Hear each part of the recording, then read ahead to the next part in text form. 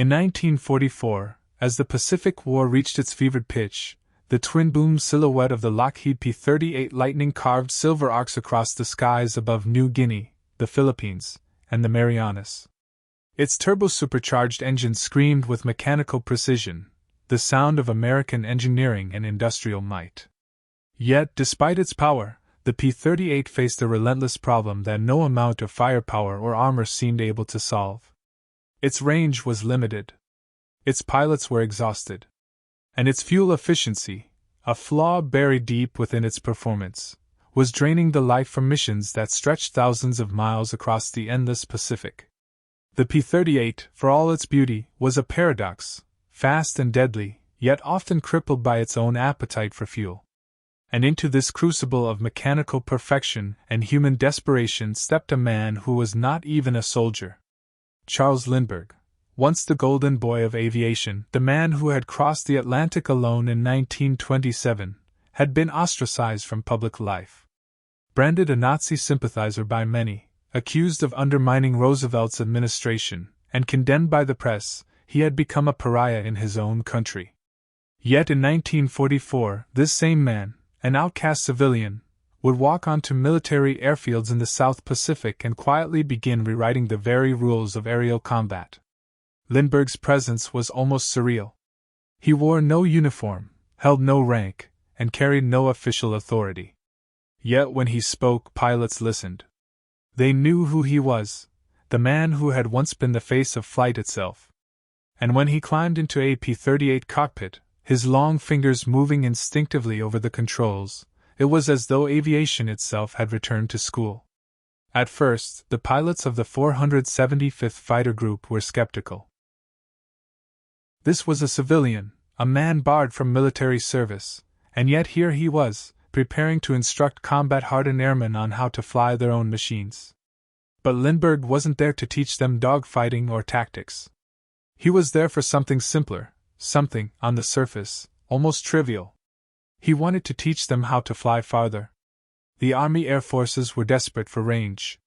Missions against Japanese strongholds demanded flights that stretched the limits of fuel endurance. Fighters had to escort bombers over vast distances, often running out of fuel before the mission's end. It was a problem of logistics, of chemistry, and of technique. And this was where Lindbergh's obsession began to matter. He studied every dial, every vibration, every subtle tremor of the Allison engines that powered the P-38s.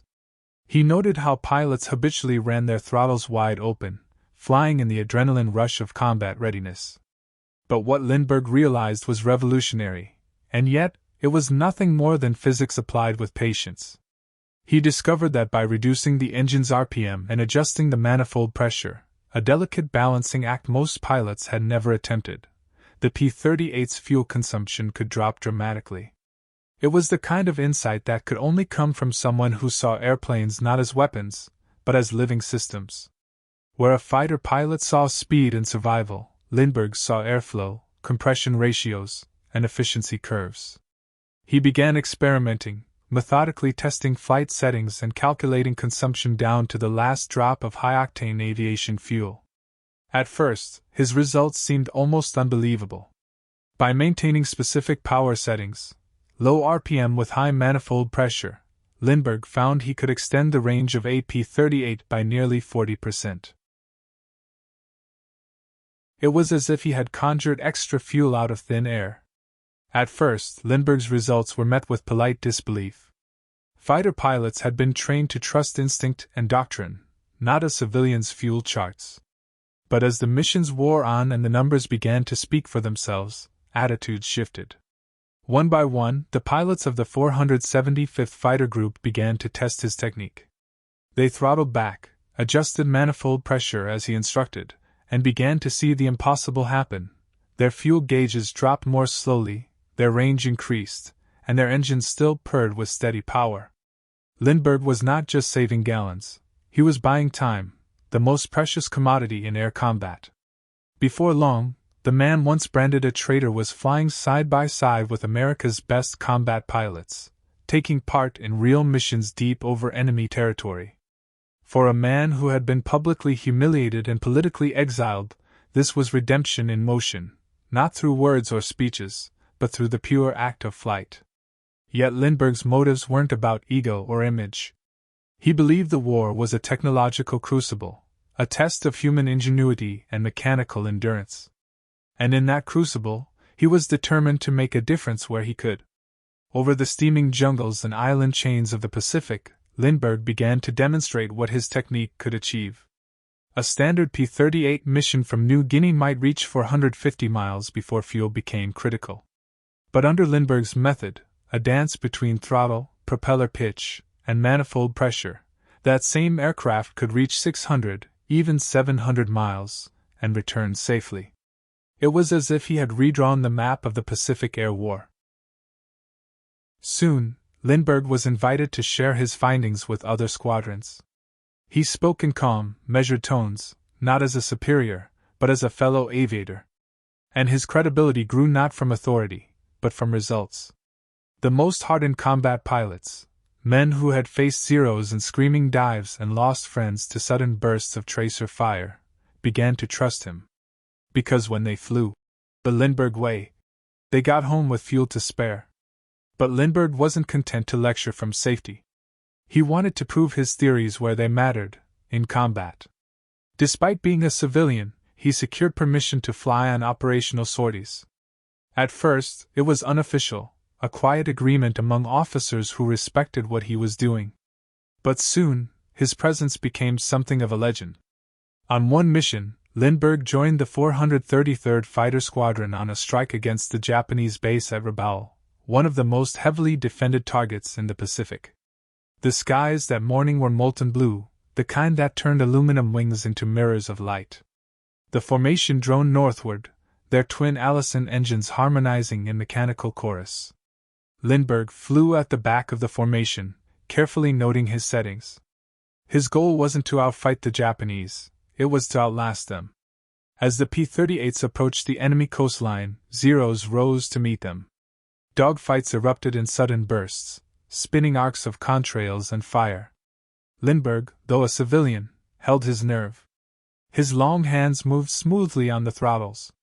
He fired bursts when needed, broke away with precision, and conserved every ounce of energy and fuel.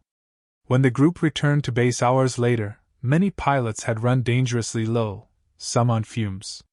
But Lindbergh, incredibly, still had fuel in reserve.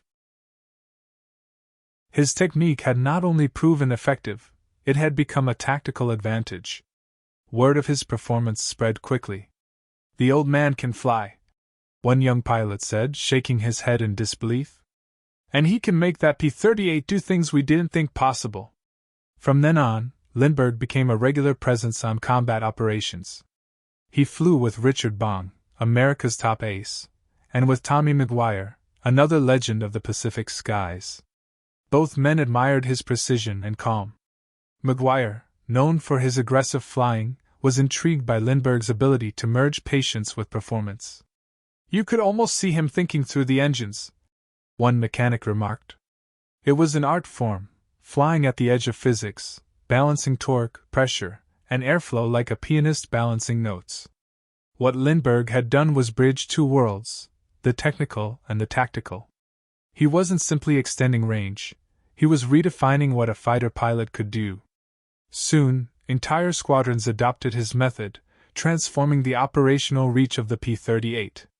Long-range missions that once seemed suicidal became routine. Bombers had escorts all the way to the target and back. In a war defined by logistics, this was nothing short of revolutionary. And yet, Lindbergh's quiet transformation of aerial warfare remained largely unsung.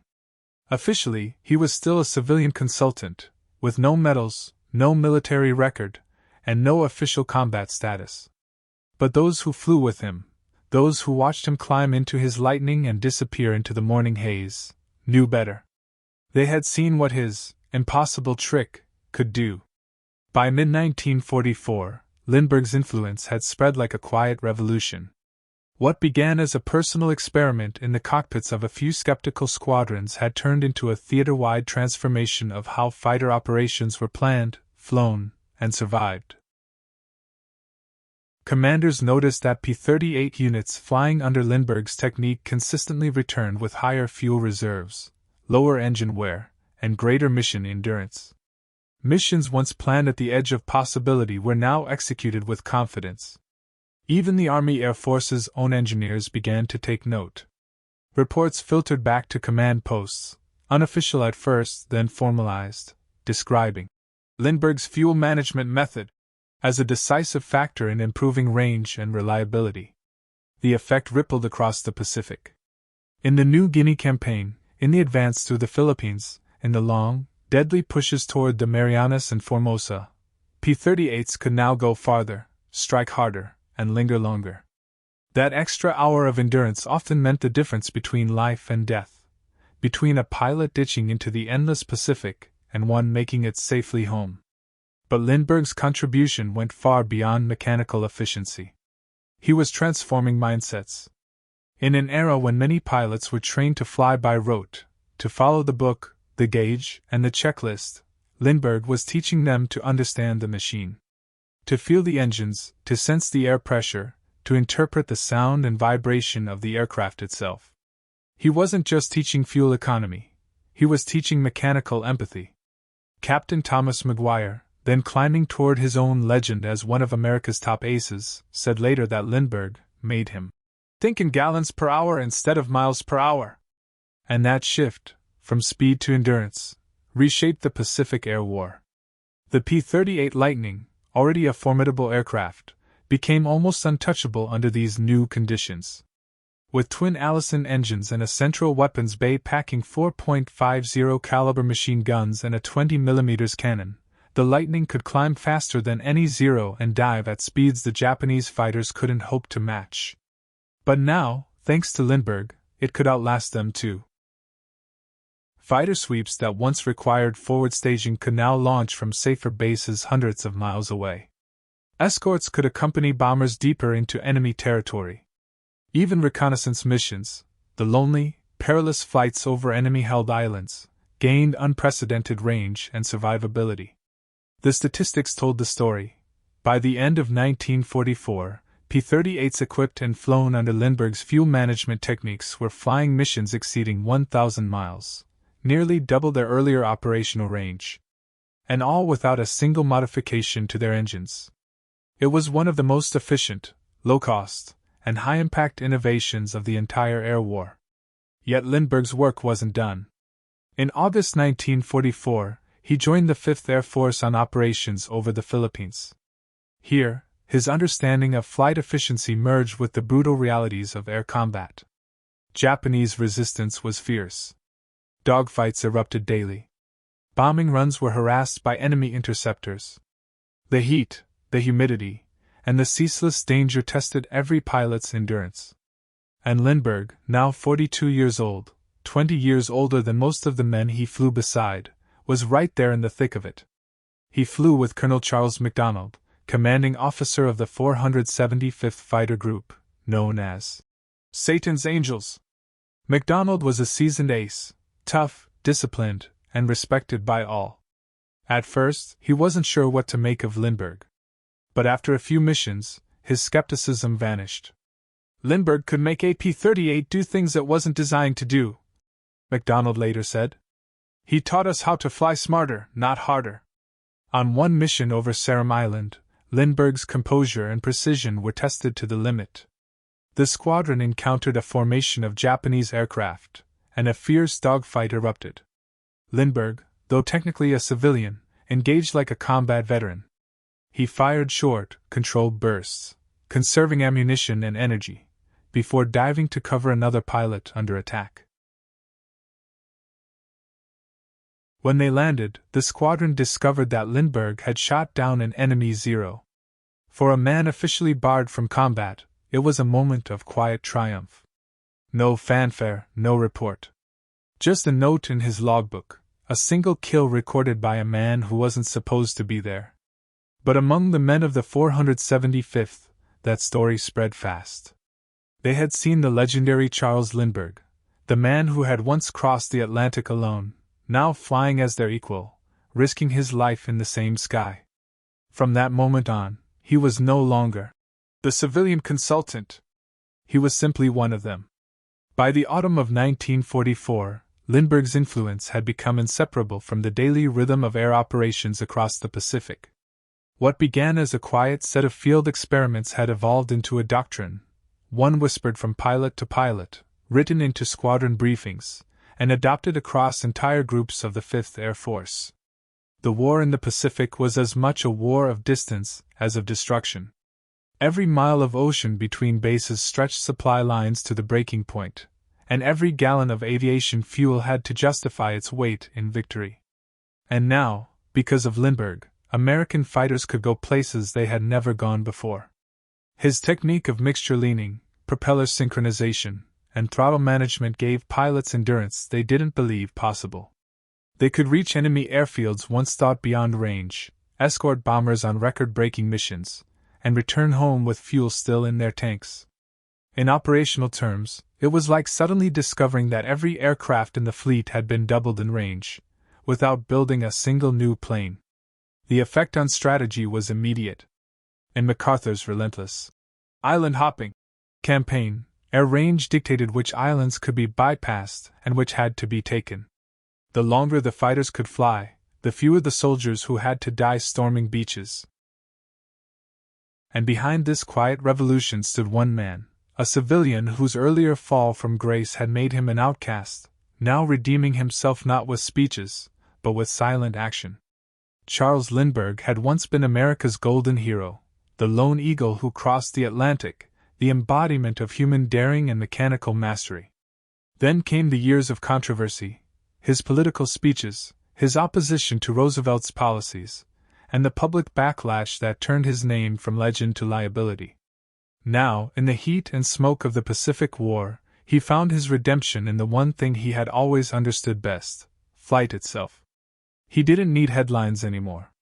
The respect he earned now came from exhausted, oil-stained men who had seen him risk his life for them.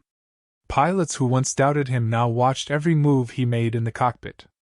They copied his throttle positions, his fuel settings, even the rhythm of his climbs and dives. And when they returned from combat alive, they credited Lindbergh's trick. But it wasn't magic, it was mastery. Every inch of progress came from deep technical understanding, the intimate relationship between fuel flow, air pressure, propeller drag, and altitude. Lindbergh had spent his life studying such things. He was, in a sense, an engineer who spoke the language of flight with the fluency of instinct. The P-38 Lightning, already one of the most advanced aircraft of the war, became the perfect canvas for his ideas. Its twin Allison B-1710 engines, often criticized for being temperamental, responded beautifully to careful hands. Its multiple fuel tanks and transfer pumps allowed the kind of fine control Lindbergh demanded. And its stability in long, high-altitude cruise made it the ideal laboratory for endurance flying. Under Lindbergh's influence, pilots began achieving flights lasting over 9 hours, covering more than 1,000 miles in a single mission. The Pacific, once vast and unforgiving, seemed to shrink beneath their wings. In the months that followed, Lindbergh's methods were shared beyond the 475th. Reports spread through other units, the 433rd, the 431st, each experimenting with his mixture settings, each confirming the same astonishing results. By early 1945, Lindbergh range techniques were quietly standardized across fighter groups operating from New Guinea to Leyte. The practical benefits were undeniable. Fighter escorts could accompany B-24 and B-25 bombers all the way to distant island targets. Amphibious assaults could rely on continuous fighter cover rather than short, vulnerable windows. And perhaps most importantly, pilots learned to trust their machines in ways they never had before. For every man who came home because his tanks ran a little longer, every aircraft that landed on fumes instead of flames, Lindbergh's invisible hand had made a difference. And through all of it, he never once asked for credit. He was 42 years old, flying combat sorties alongside men barely in their 20s, enduring the same exhaustion, the same fear, the same relentless grind of tropical warfare. He refused any special treatment, any privilege of rank or fame. When his squadron mates sweated in their tents, he sweated beside them. When they climbed into their cockpits, so did he. And when the engines roared to life, the man who once crossed the Atlantic alone became simply another pilot, another soul at war. His lessons weren't confined to fuel and flight. They reached into the psychology of command. He proved that expertise, even when it came from outside the chain of command, had value in war. He showed that knowledge could transcend rank, that innovation could come from anywhere, and that courage sometimes meant breaking rules for the sake of progress. It was a lesson the Army Air Forces would carry long after the war ended. By the beginning of 1945, the Pacific War was entering its final, ferocious phase. Japan's defensive perimeter had crumbled, but the distance to the enemy homeland still seemed endless. Every mile forward demanded months of preparation, untold gallons of fuel, and the lives of countless men. In this vast and punishing theater, Lindbergh's quiet revolution continued to ripple outward. His influence was no longer confined to a handful of pilots. It had become part of the operational DNA of the air war. Fighter squadrons across the South Pacific began using his methods as standard procedure. Briefing officers talked of Lindbergh range profiles, with the same matter-of-fact tone once reserved for official Air Force doctrine. And yet, the irony remained. The man who had reshaped aerial operations was still officially a civilian. He wore no uniform, held no rank, and carried no commission. To the bureaucracy in Washington, he was a consultant, an engineer advisor, tolerated but not fully accepted. But to the pilots who flew beside him, he was something else entirely. He was a teacher, a comrade, and in his own way, a symbol of what mastery could accomplish when freed from politics. Lindbergh himself rarely spoke of redemption. He did not try to rewrite his past or defend his pre-war opinions. Instead, he let the sky judge him, each flight another quiet act of service, each successful mission another page in the story of atonement. When he wasn't flying, he wrote meticulous notes in his journal.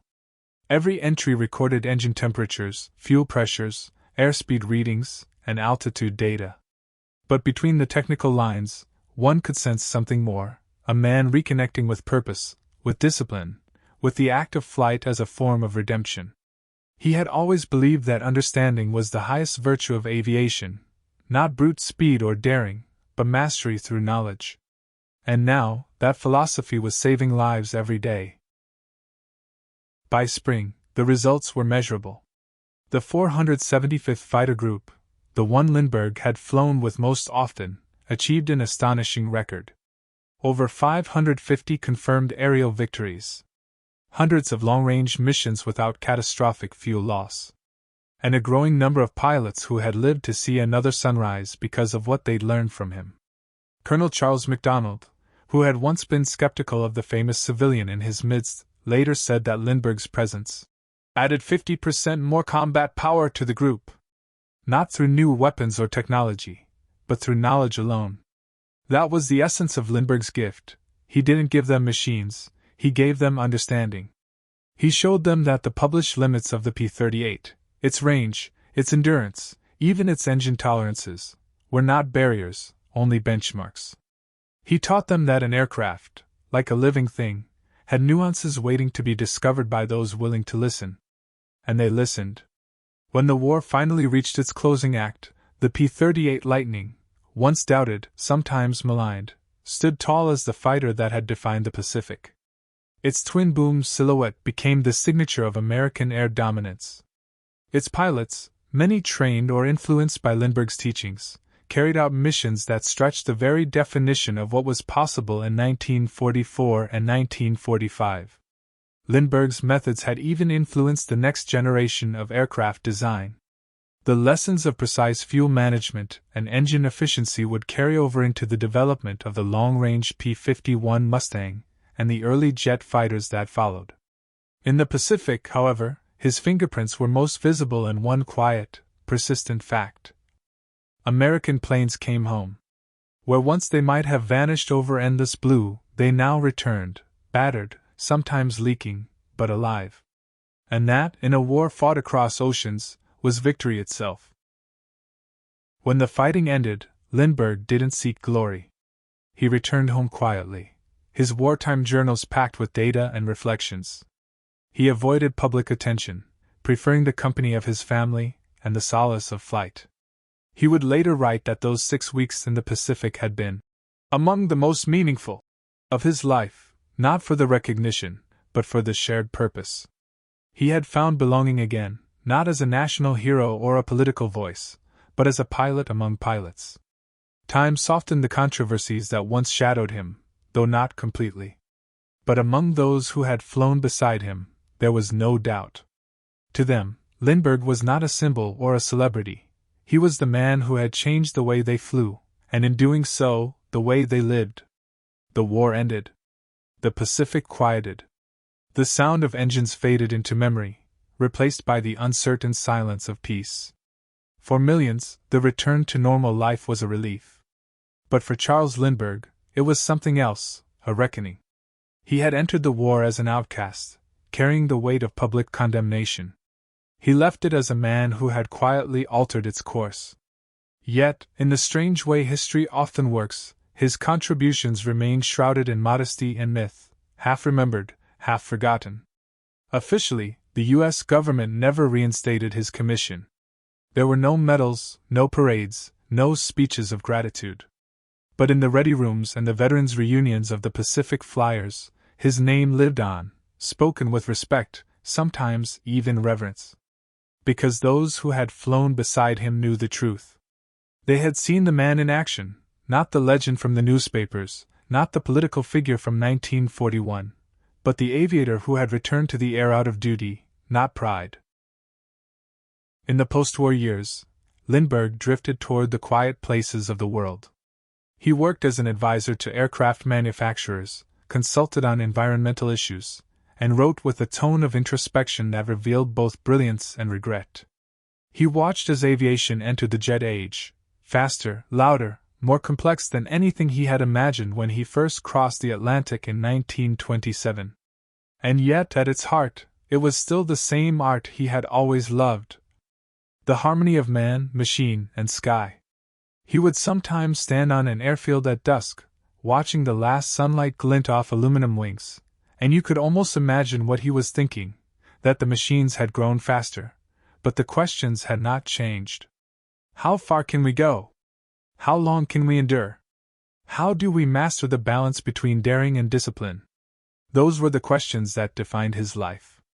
By the 1960s, Lindbergh's name was once again recognized not just for controversy, but for achievement. He had become an elder statesman of flight, respected by engineers, astronauts, and test pilots who saw in him the original template of the explorer. When the Apollo missions reached the moon, NASA invited him to Cape Kennedy.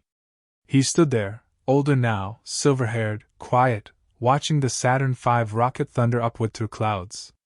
Beside him, Neil Armstrong, himself a test pilot molded in Lindbergh's image, would later say, "Lindbergh showed us that flight was not just possible, but personal." It was a fitting circle. The man who had once flown alone across the Atlantic in a single-engine monoplane now watched humanity cross into the stars. In 1974, Lindbergh's health began to fail. He withdrew to the island of Maui, Hawaii, the far edge of America, surrounded by the Pacific he had once crossed in war and peace alike. There, he built his final home, a small, open structure overlooking the ocean, filled with the sound of wind and waves. He spent his last days reading, writing, and sometimes simply watching the horizon. To those who visited, he seemed serene, as though he had made peace with the contradictions of his life. On August 26, 1974, Charles Lindbergh passed away. He was 72. His grave lies near the sea, marked by a simple stone etched with a verse he chose himself. "If I take the wings of the morning, and dwell in the uttermost parts of the sea." For a man who had spent his life chasing the horizon, there could be no more fitting epitaph. In the archives of the 475th Fighter Group, there still exists a log entry dated July 28, 1944. It reads simply, C.A. Lindbergh, civilian, mission complete. No losses. That line, unremarkable on paper, hides within it one of the great paradoxes of the Second World War. A man without rank, without orders, had done what entire commands could not. He had made the P-38 Lightning, one of America's most complex fighters, nearly untouchable. Through intellect, observation, and the courage to question what others accepted as fixed truth, he had rewritten the rulebook of aerial warfare.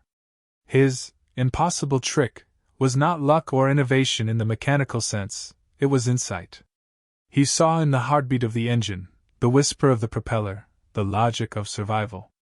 And by teaching others to listen, he turned machines into miracles. The irony of history is that Charles Lindbergh never sought redemption through words. He earned it through flight.